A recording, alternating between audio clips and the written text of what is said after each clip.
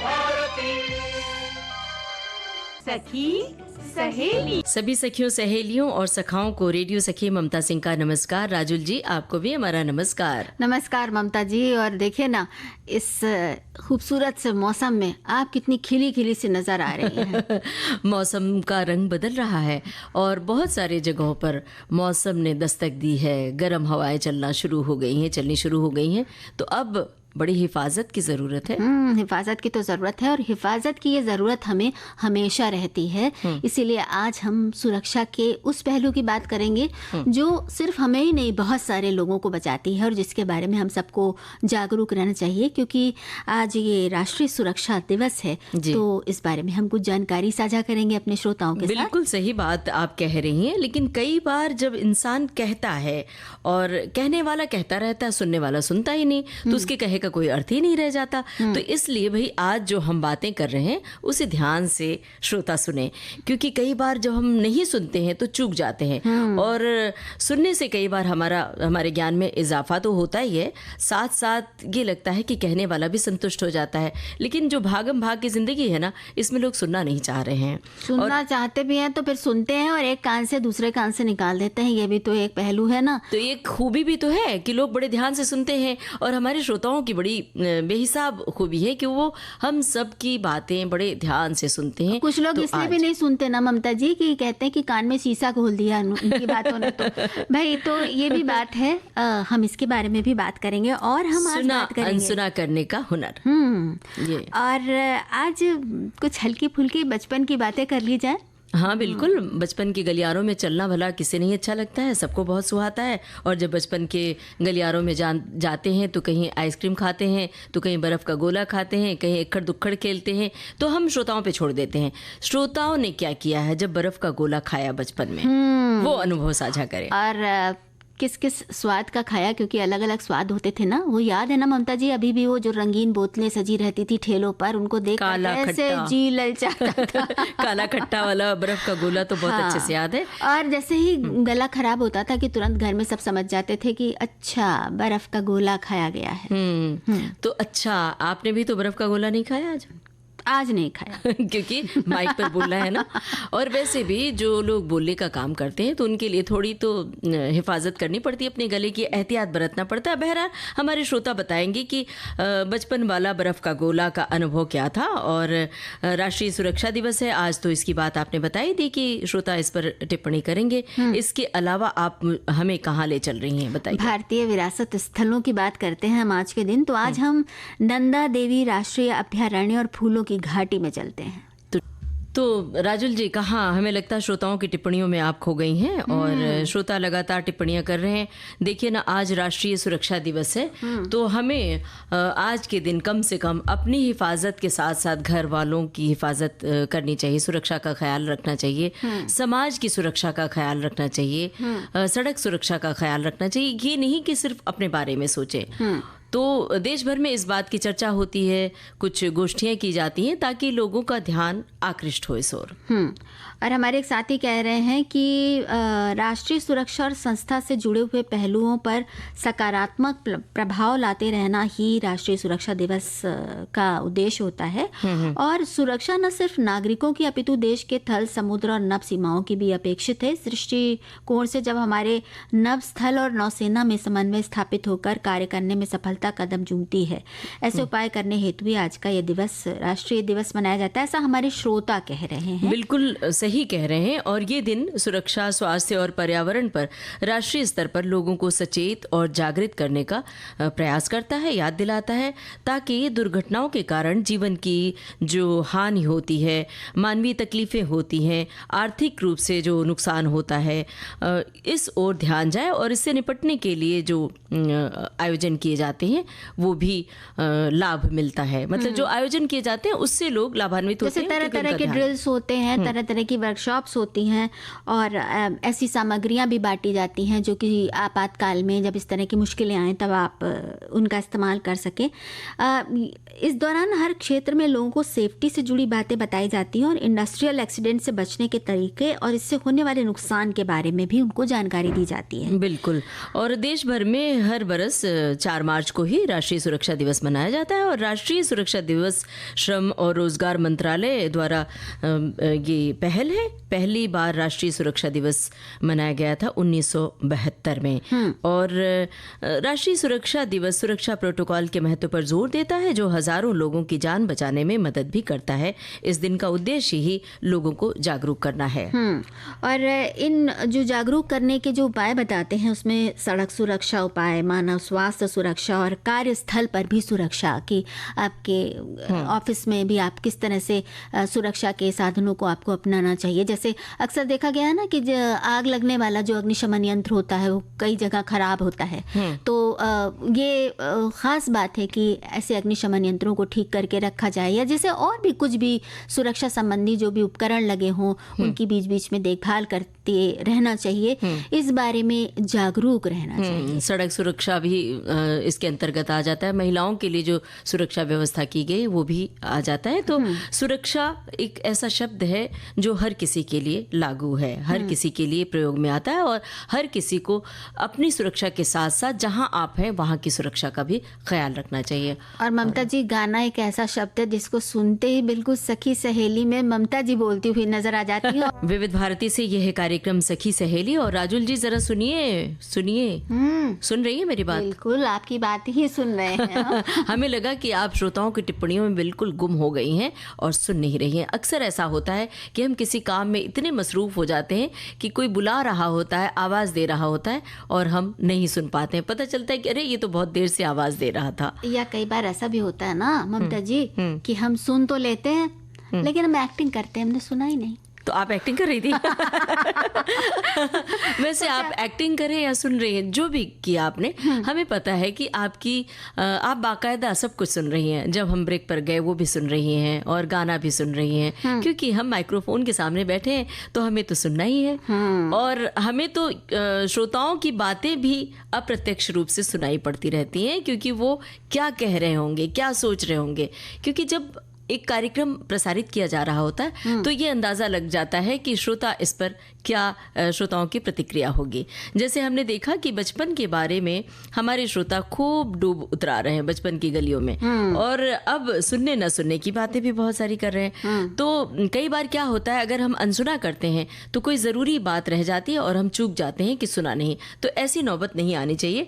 हमारे एक श्रोता ने लिखा भी तो है कि हर कहीं अनकही बातें सुनी जाती हैं। एक श्रोता ने लिखा है कि भाई हम तो अपने गांव के प्राइमरी स्कूल में कक्षा 3 तक टाट पर बैठकर पट्टी पर कालिख पोत के शीशी से, ऐसे कुछ तो आगे इन्होंने लिखा है। इनका मुद्दा क्या है वो स्पष्ट नहीं हो रहा है। लेकिन हम जब सुनने की बात करते हैं कि जब हम कोई बात ध्यान से सुन रहे होते हैं तो समझ में आता है कि सामने वाला सुन रहा है। अगर हम ध्यान नहीं देते तो सामने वाले को बाकायदा समझ में आ जाता है। तो इसलिए जब सुनिए तो जरा प्रतिक्रिया भी दीजिए कि सुन रहे हैं। प्रतिक्रिया भी दीजिए। और ममता जी, एक बात ये भी है कि कई बार हम सुन भी रहे होते हैं, प्रतिक्रिया भी देते हैं, और उसके बावजूद भी हम नहीं सुन रहे होते हैं, जिसको कहते हैं सेलेक्टिव हियरिंग। अपनी दुनिया में मगन हम तो वही सुनेंगे जो हमें सुनना है और कोई कुछ भी कहे। और ये देखा गया है कि अभी हम ये बात कर रहे थे ना, तो कुछ देर पहले कुछ हमारी विविध भारती की जो सखियां हैं, उन्होंने जैसे ही ये टॉपिक देखे फेसबुक पर, वैसे ही कहा, अरे ये तो मेरे पति का गुण है। और मेरे ख्याल से पति लोग ये कहते होंगे, अरे ये तो मेरी पत्नी का गुण है, सुनकर अनसुना कर देने का हुनर। तो भाई ये एक ऐसी बात है जिसके बारे में तरह तरह की बातें, जैसे हमारी एक श्रोता ने कहा है कि किसी किसी की आदत होती है अपनी तेज़ बातों से आपका हृदय छलनी करने की। ऐसे लोगों से टकराने से बेहतर है कि आप बात को सुनकर भी अनसुना कर दें। किसी भी हालत में अपने मन की शांति से बढ़कर दूसरा कुछ नहीं। दूसरे हालात तब कठिन होते हैं जब हम सामने वाले को कुछ काम करने को कहते हैं और वो सुनी अनसुनी कर देता है। बच्चों में अक्सर ये आदत देखी जाती है कि वो बात को अनसुना कर देते हैं। ऐसी सूरत में सिवाय खींचने के अतिरिक्त हम कुछ नहीं कर पाते। आपकी कोई बात अनसुनी कोई ना कर सके, इसके लिए अपने शब्दों पर ताकत डालिए, आवाज में नहीं। देखिए राजुल जी, ये तो सुनने की एक नॉर्मल सी बात हो गई, लेकिन सुनना आजकल बहुत ज़रूरी हो गया है, क्योंकि अगर हम सुनते नहीं तो सीख नहीं पाते हैं। सुनने से बहुत कुछ सीख भी लेते हैं, और अब तो बाकायदा कक्षा में, क्लास में हियरिंग स्किल होता है, जिसमें आपको सुनने के लिए कुछ पोर्शन दिया जाता है और सवाल पूछे जाते हैं, वो आपको सुनकर उसका आंसर करना पड़ता है। तो कई बच्चे जिनका कंसंट्रेशन कम होता है, निश्चित रूप से वो उसमें उनको मार्क्स कम मिलते हैं। तो ये मेरे ख्याल से ये जांचा जाता है, परखा जाता है कि आपकी सुनने की क्षमता कितनी ज़्यादा है। तो और बहुत सारी क्लासेस, कक्षाएं चलाई जाती हैं जहाँ पर आपको सुनकर जवाब देना होता है। और आजकल तो ऑनलाइन क्लासेस होते हैं, ऑनलाइन परिचर्चाएं होती हैं, तो वहाँ पर तो आपको सुनना बहुत ज़रूरी है। तो इसलिए ध्यान से सुनना भी आवश्यक हो जाता है। मतलब सुनने की प्रक्रिया ना होती तो कितनी मुश्किल होती, बताओ। बातों के चटकारे तो दूर की बातें, कोई बोलने वाला ही नहीं रहता।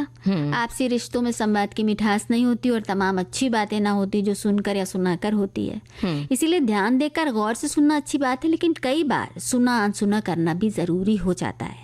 जब कोई तल्ख बात करे, जब कोई आपकी आलोचना करे, और ऐसी आलोचना करे जो आप जिसके लायक ना हो, जिसके बारे में भी हमारे एक सखी ने बोला था। और कई बार जब आपके ऊपर आक्षेप लगाया जाए, गलत आक्षेप, तब या तो आप अनसुना कर दें या तो आप प्रतिक्रिया दें। तो उसका एक तरीका होता है कि अनसुना करके आगे निकल जाए। सही बात तो जाहिर है कि आपका सुकून बना रहता है। नहीं तो तल्ख बातें अगर आप सुनते रहे तो निश्चित रूप से आपके भीतर नकारात्मक सोच पैदा होता है, और आप सोचते हैं कि अरे इसने मुझे ऐसा कैसे कह दिया। तो ठीक है, उसको अनसुना कर देना ही बेहतर होता है। अच्छा, हमारी एक साथी कह रही हैं कि हर कही सुनी बात पर ध्यान नहीं देना चाहिए, पर कभी कभी कुछ अनकही सुनी बातों पर ध्यान देना चाहिए। लोग बिना मतलब की बात भी फैलाते हैं, तो उन्हें उनका पलटकर जवाब भी देना चाहिए। आपकी चुप्पी स्वीकारोक्ति समझ ली जाती है। बिल्कुल सही कहा। और कुछ लोगों की कुछ बातें ऐसी होती हैं जिसे गंभीरता से लेने की ज़रूरत नहीं होती है। एक कान से सुना, वहीं दूसरे कान से निकाल देने में ही भलाई होती है। इशारों में कुछ ना कहने वाला ये हुनर सीख लेता है। तो ममता जी, अगर हो सके तो बात सुनिए और सुनकर सिर्फ सर ना हिलाइए। देखिए, जैसे कि हमारे एक साथी कह रही ना कि मैच देखते समय अगर हम कुछ कहते हैं तो सिर भी हिला देते हैं, और बाद में पूछो तो कहते हैं मैंने सुना नहीं था। मैच देखते समय ही नहीं, जब कोई कंप्यूटर पर बैठा हो, कोई लैपटॉप के सामने बैठा हो, मोबाइल में हो, तो भी हाँ ऐसे कह दिया जाता है, और बाद में ये कहा जाता है कि हमने तो सुना ही नहीं। और ये हम सब की आदत है। ऐसा नहीं कि घर में कोई एक व्यक्ति ऐसा करता है, घर के सभी सदस्यों की ये आदत बनती जा रही। दरअसल स्क्रीन के सामने जब होते हैं तो आपका ध्यान कहीं और होता है। एक श्रोता ने लिखा है कि सुना अनसुना उन बातों को करना चाहिए जिन बातों में किसी की कमी या किसी की बुराई ढूंढना या अपने आप को सही साबित करना गलत होते हुए भी, इन सभी बातों को अनसुना करना चाहिए। जब कोई हमसे इस तरह की बातें करे तो अनसुना कर दें।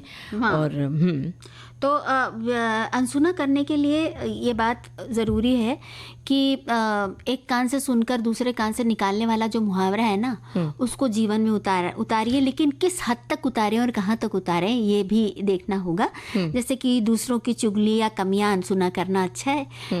मतलब आप कुछ बोलिए भाई नहीं, और उस पर ध्यान भी मत दीजिए, ताकि जब आप उस व्यक्ति से मिले तो आपके मन में वो जो चुगली वाली बातें हैं उनसे पूर्वाग्रह ना बन चुका हो, आप उसकी छवि उसी रूप में ना देख रहे हो। तो इस तरह की बातों को अनसुना कर दें, या उन बातों को अनसुना करें जो आपके ऊपर बुरा प्रभाव डाल सकती हैं। जैसे कोई अगर आपकी बहुत सुनी सुनाई बातें आपको बता रहा है कि फलां आपके बारे में ये कह रहा है, फलां ने आपको इतना बुरा बोला है, तो उन बातों पर को भी अनसुना कर देना चाहिए, सुनकर भी अनसुना कर देना चाहिए। जिस बात से झगड़ा होने की नौबत हो, तो ऐसी बातों को इग्नोर कर देना चाहिए।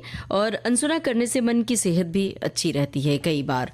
अवसाद, निराशा जैसी भावनाएं दूर होती हैं। जिन्हें बात लग जाती है उन्हें समझाते हुए ये कहते हैं कि दिल पर मत लो, एक कान से सुनकर दूसरे कान से निकाल दो। हालांकि कई बार मुश्किल लगता है, लेकिन अगर उस पर सोचने की बजाय अपने पसंद का कोई काम शुरू कर दिया जाए तो दिमाग उसी पर काम करने लगता है और मन की चोट का असर कम होने लगता है। मतलब बैठ के कोने में रोने के बजाय आप अपने मन का कोई काम शुरू कर दीजिए, जिससे आपके ऊपर बुरा असर भी ना पड़े। बिल्कुल। और जब कोई नया काम शुरू कर रहे हो तो जो आलोचकों की बात है, ये सुनना अच्छी बात है कि आप राय लें लोगों से, लेकिन अगर आपको वो पीछे खींचने वाली हो तो आप उन बातों पर, जब आपने सब तरह से ठोक बजा कर देख लिया है कि आपकी योजना बिल्कुल सही है, आप जो करने वाले हैं वो भी बिल्कुल ठीक है, तो फिर आप मजबूत कदम बढ़ाएं और बिल्कुल दृढ़ होकर अपने रास्ते पर आगे बढ़ें।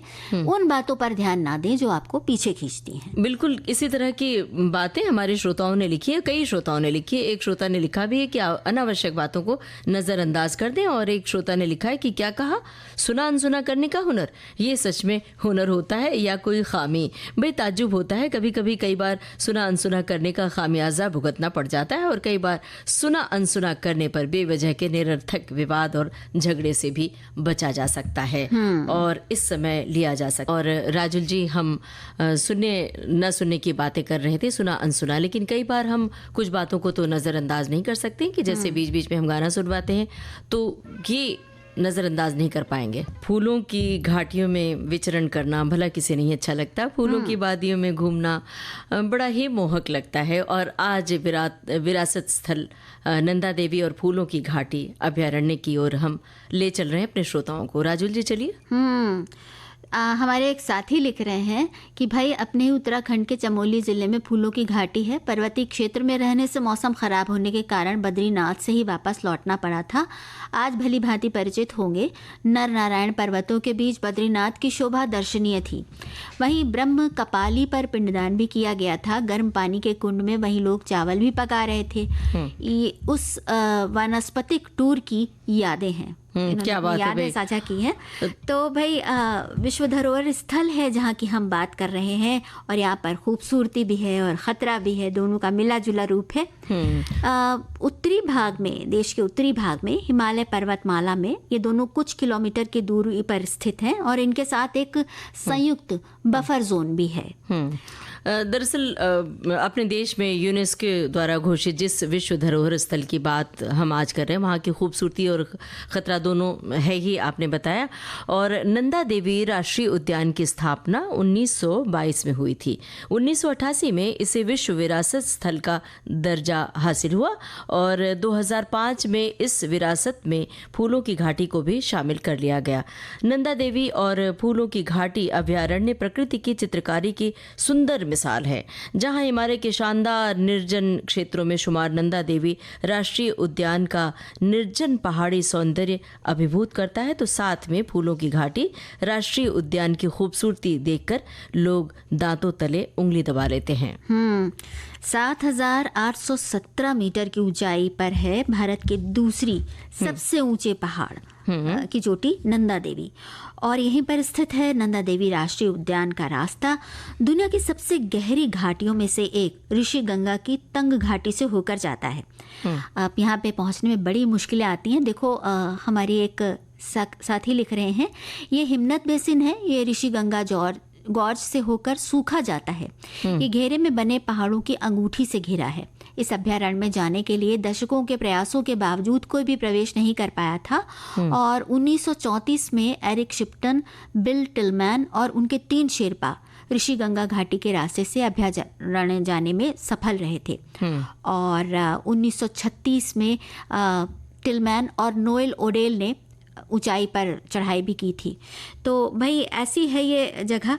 यहाँ पर दूर से ही देखिए तो पर्वत श्रृंखलाओं से घिरे हुए नंदा देवी अभयारण्य में ग्लेशियर आपको नज़र आएंगे तमाम से, और हिमोड़ नज़र आएंगे, मतलब जो ग्लेशियर बह के निकल जाते हैं झरने, और वो पीछे जो छोड़ जाते हैं ना पत्थर और रेत, उन सब का जो ढेर बन जाता है वो आपको नज़र आएगा। और अल्पाइन घास के हरे भरे मैदान देखकर इतना खूबसूरत लगता है कि जिन्होंने देखा है वो कहते हैं बस मंत्रमुग्ध हो जाते हैं। सचमुच ऐसी जगह जब हम जाते हैं तो वो सारी खूबसूरती, वो सारी सुंदरता हम आँखों में सहेज कर सजा कर ले आते हैं, और जब उन चित्रों को देखते हैं, वो फोटोग्राफ्स देखते हैं, तो वो सारी यादें ताज़ा हो जाती हैं, और गानों के माध्यम से भी हम अपनी यादें ताज़ा कर लेते हैं।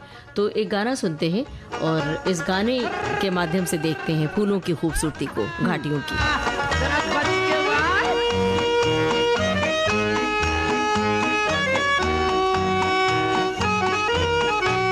फूलों से दोस्ती है, कांटों से यारी है, ऐसे मजे की होए, ऐसे मजे की प्यारे जिंदगी हमारी है।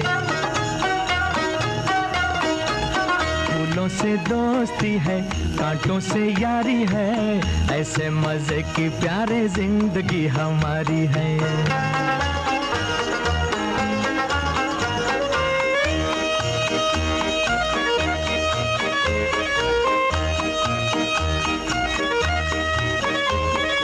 समझा खुशी को खुशी, गम को न गम, मौत के भी नाम से न घबराए हम। समझा खुशी को खुशी, गम को न गम, मौत के भी नाम से न घबराए हम। कश्ती सदा ही मंझधार में उतारी है, ऐसे मजे की हो, ऐसे मजे की प्यारे जिंदगी हमारी है। फूलों से दोस्ती है, कांटों से यारी है, ऐसे मजे की प्यारे जिंदगी हमारी है।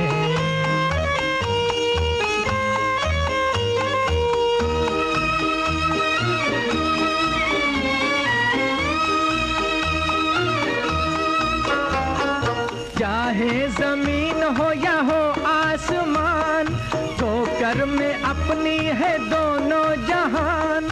जितनी गुजारी इसी शान से गुजारी है, ऐसे मजे की हो, ऐसे मजे की प्यारे जिंदगी हमारी है। फूलों से दोस्ती है, कांटों से यारी है, ऐसे मजे की प्यारे जिंदगी हमारी है।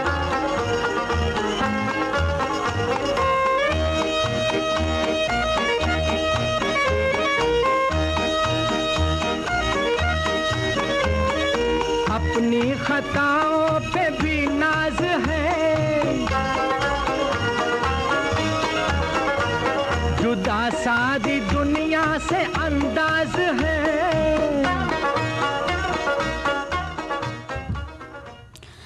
ममता जी, फूलों की घाटी की तरफ अगर चले हम, अभी हम नंदा देवी अभयारण्य की बात कर रहे थे, तो ये ऊंचे हिमालय की बहुत ही सुंदर घाटी है जो इस शानदार विरासत स्थल की सुंदरता में 4 चांद लगा देती है और पास ही है नंदा देवी अभयारण्य के।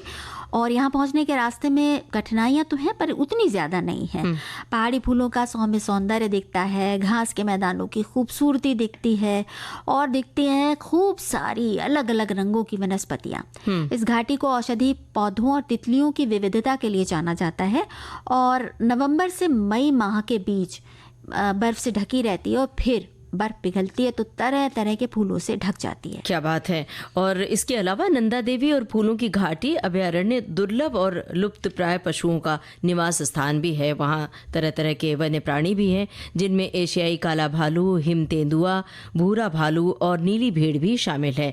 1930 के दशक तक ये दोनों के बारे में जानकारी नहीं थी और 1983 से ये ऐसे हिस्से में जुड़ गया जहाँ पर लोग ज़्यादा मात्रा में जाने लगे। पर्यटक वहाँ पर नियमित रूप से आवाजाही करने लगे। इसलिए जो पारिस्थितिक पर्यटन होने के अतिरिक्त यहाँ मानवीय गतिविधियों के कारण प्रकृति से छेड़छाड़ न के बराबर है। इसलिए वहाँ पर कस्तूरी मृग भी देखने को मिल जाते हैं, सीरो जैसे पशु भी यहाँ रहते हैं। फूलों की घाटी की यात्रा जून से सितंबर के महीनों के दौरान सबसे अच्छी होती है जब घाटी पूरी तरह खिली होती है। सितंबर में ब्रह्म कमल भी खिलते हैं। और राजुल जी, हमने देखा है कि ऐसे पर्यटन स्थल जहाँ पर बहुत ज़्यादा भीड़ नहीं होती है, लोगों की आवाजाही नहीं होती है या दुर्गम घाटियाँ हैं, वहाँ की खूबसूरती जस की तस बनी अछूती रहती है। वो सौंदर्य बिल्कुल अछूता रहता है। क्योंकि वहाँ पर जो और छेड़छाड़ हम कर देते हैं कई बार घूमने के चक्कर में, वो नहीं होती। फूलों की घाटी की यात्रा गोविंद घाट से शुरू होती है। सड़क मार्ग से गोविंद घाट तक आप पहुंच सकते हैं। इसके लिए ऋषिकेश, हरिद्वार या देहरादून जैसे शहर हैं, वहां से बस या टैक्सी ले सकते हैं या देहरादून से हवाई मार्ग से पहुंच सकते हैं। तो आप जैसे भी आप बनाएं, ये जो दोनों अभयारण्य हमने बताए हैं ये कुछ समय के लिए ही खुलते हैं, हमेशा नहीं खुले रहते। देखिए, हमारे श्रोता ने एक बात लिखी है कि आज तो बहुत ही सुंदर वन्य जीव अभयारण्य की चर्चा हो रही है। राष्ट्रीय उद्यान और अभयारण्य में कुछ अंतर है। राष्ट्रीय उद्यान से मानव गतिविधियों, मानव आबादी प्रतिबंध है और वहीं अभयारण्य बहुत बड़े क्षेत्र को ले लिया जाता है, जहाँ कुछ इंसानी बसाहत भी होते हैं और वहाँ के लघु वनोपज भी संग्रहण उनके द्वारा किया जाता है। इस तरह की बात भी लिखी है, मतलब कि आप उसका अंतर समझें। कुल मिलाकर ये कहना है कि अगर आप जाना चाहते हैं तो बहुत पहले से उसकी योजना बनाएं, तभी जाएं और उसकी जानकारी लेकर ही जाएं। अच्छी तरह से जून से लेकर अक्टूबर तक ही ये खुलती है जगह, तो इसके बारे में अच्छी तरह समझ कर ही जाएं और जब जाएं तो फिर वहाँ के अनुभव हमें ज़रूर सुनाएं। बिल्कुल, विविध भारती के फेसबुक पेज पर साझा कर सकते हैं। जो लोग जा चुके हैं हाँ। वो अपने अनुभव बता सकते हैं। जैसे बर्फ पर आपने क्या क्या किया है, या कौन कौन से खेल खेले हैं, या फूलों के साथ आपने कौन कौन सी फोटो खिंचवाई है, वो भी बताया। ममता जी, भाई सुना अनसुना करने की आदत में तो हमारे साथी ने एक बड़ी अच्छी बात कही है कि हम नकारात्मक पहलुओं से बच सकते हैं, किंतु वहीं सुनने योग्य सकारात्मक पहलुओं से अनजान भी रह सकते हैं।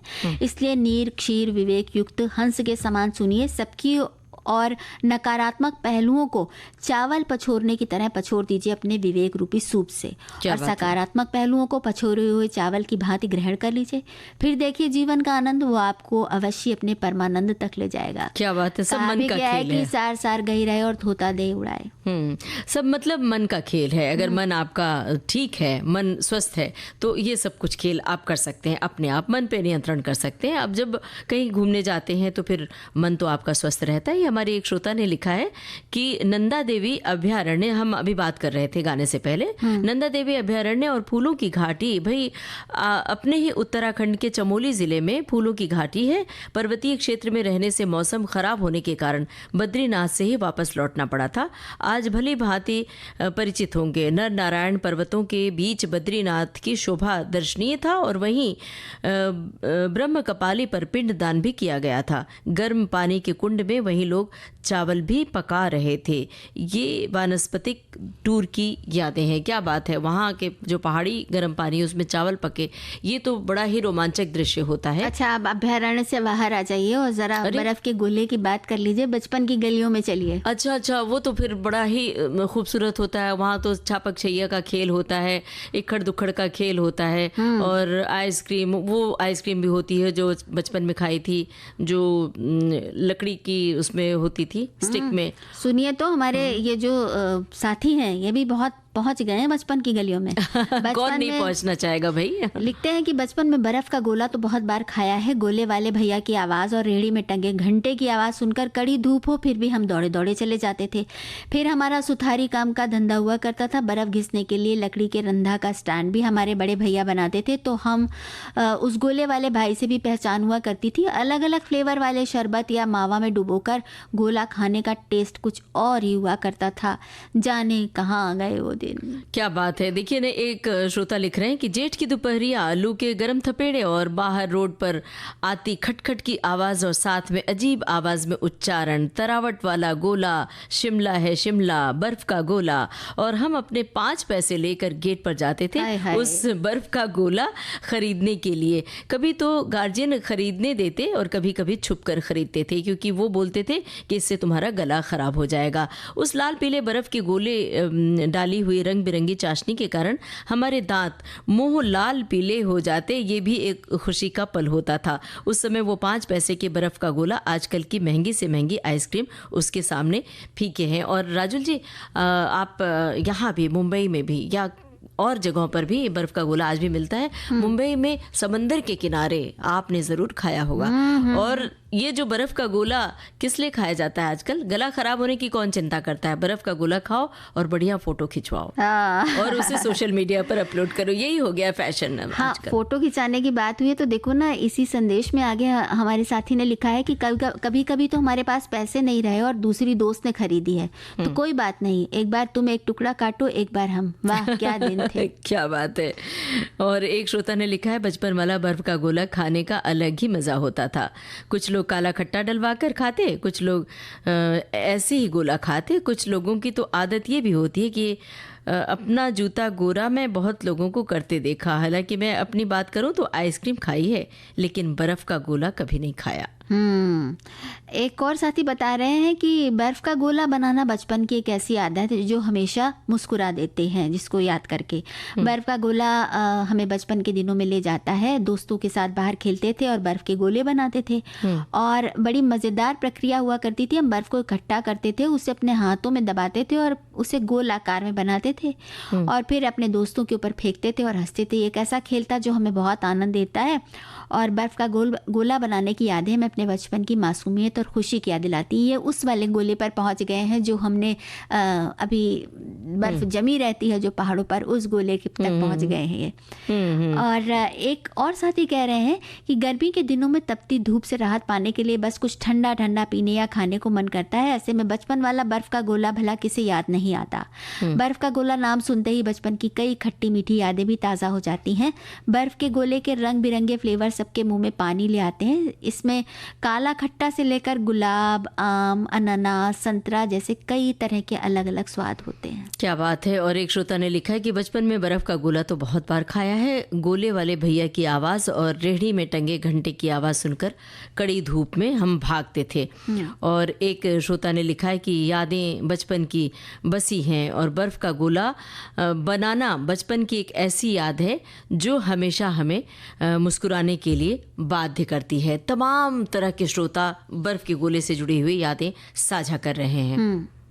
एक और साथी कह रहे हैं कि बातें बचपन वाला बर्फ का गोला है तो भाई बिकता तो अवश्य था उन दिनों। रंग बिरंगी दुनिया को सच में वो बर्फ का गोला ही अपने बचपन में दिखाया करता था।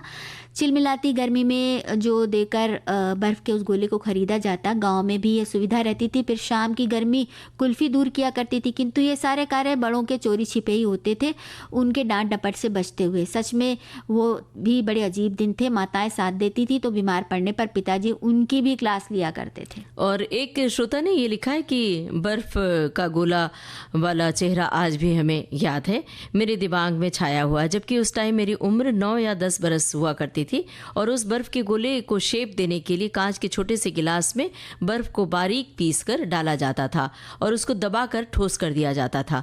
कांच के गिलास का आकार बन जाता था, फिर उसे बाहर निकाला जाता था। फिर उसमें हरा रंग, लाल रंग और पीला रंग, 3 रंग डाले जाते थे और बहुत ही अच्छा लगता था।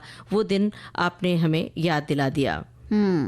और हमें तो वो दिन भी याद आ गए राजुल जी कि गर्मी की तपती दोपहरिया होती थी और लू चल रही होती थी। ऐसे में बर्फ़ का गोला तो नहीं, बर्फ़ के गोले जैसा ही वो आइसक्रीम वाला आता था जिसे मलाई वाला कहा जाता था और चुपके से हम अपने नानी को जगाते थे, सोती हुई नानी को कहते थे कि चलो वो वाला दूध मलाई वाली आइसक्रीम ख़रीद दो, तो वो लेके जाती थी। तब अनाज देकर आइसक्रीम खरीदी जाती थी।